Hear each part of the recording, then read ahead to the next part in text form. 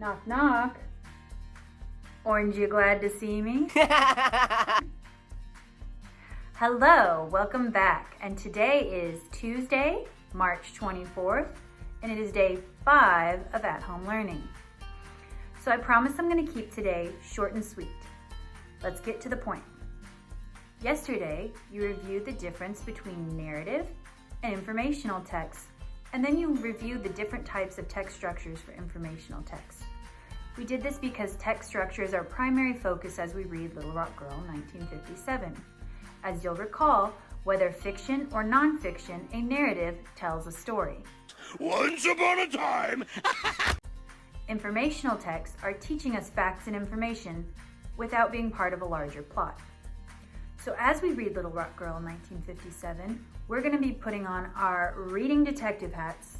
Really, I should have a hat right here, right now. Hold on. Do I have a hat? What about do I have a cowboy hat? I don't have a hat. Baseball hat? I don't think I have a hat. Anyway, it's an invisible hat. I'm putting on my reading detective hat. Got it. Just forget the hat. Forget the hat entirely. We're going to be playing reading detective.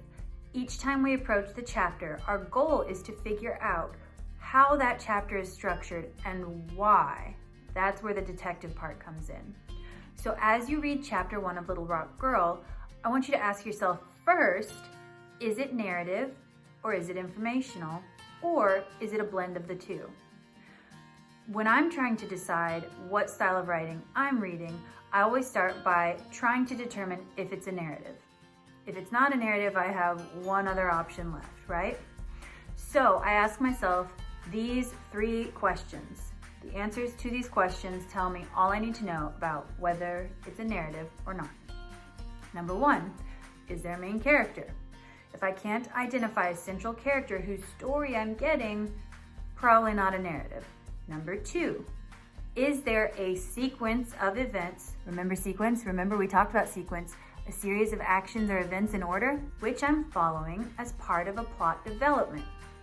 If there is, first this happens, then this happens, then this happens, then this happens, and they're all interlocked, all building as part of our plot development, then I know I've got a narrative.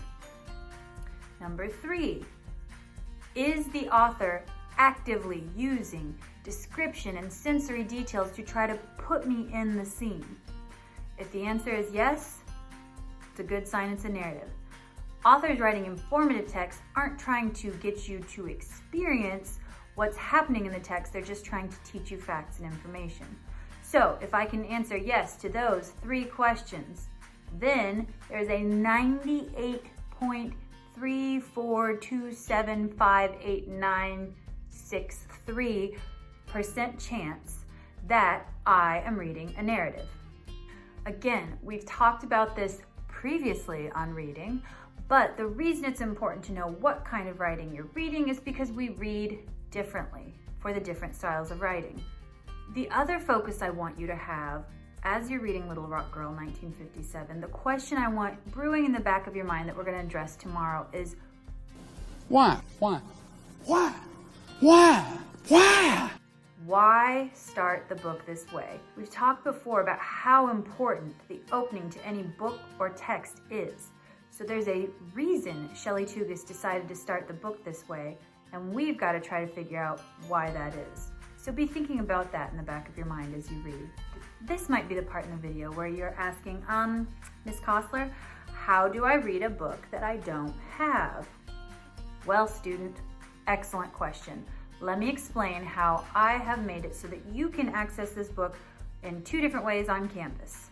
When you go into the What Makes a Hero folder and you go to Little Rock Girl 1957, or you check out my daily updates because I will put them out chapter by chapter separately, you will find that for every chapter of Little Rock Girl 1957, there are 4 in total, for every chapter, I have given you what I'm calling an ebook, which is essentially a PDF scan of the chapter, followed by an audiobook. Now, an audiobook for Little Rock Girl 1957 did not exist.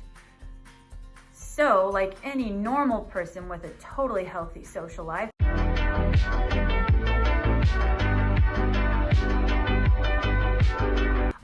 one myself for you guys. My audiobooks consist of screenshots of the text as well as the audio of me reading it to you. That way, you can follow along on the screen with the text while listening to it read to you. Whether you go with the ebook or the audiobook, I highly encourage you to go ahead and check out that PDF ebook first and preview using text features, because we've talked about how important that is to us being successful readers. Chapter 1 is the shortest of the book.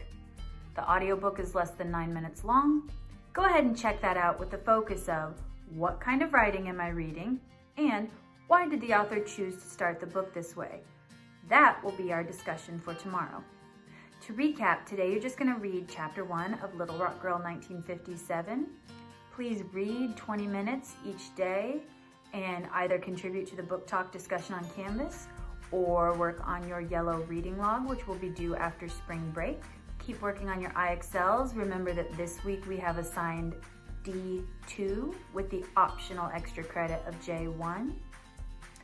And that's it for me. I will vitamin C you tomorrow. And I hope everyone's doing well, and I miss you terribly. Take care of yourselves, and I'll talk to you tomorrow.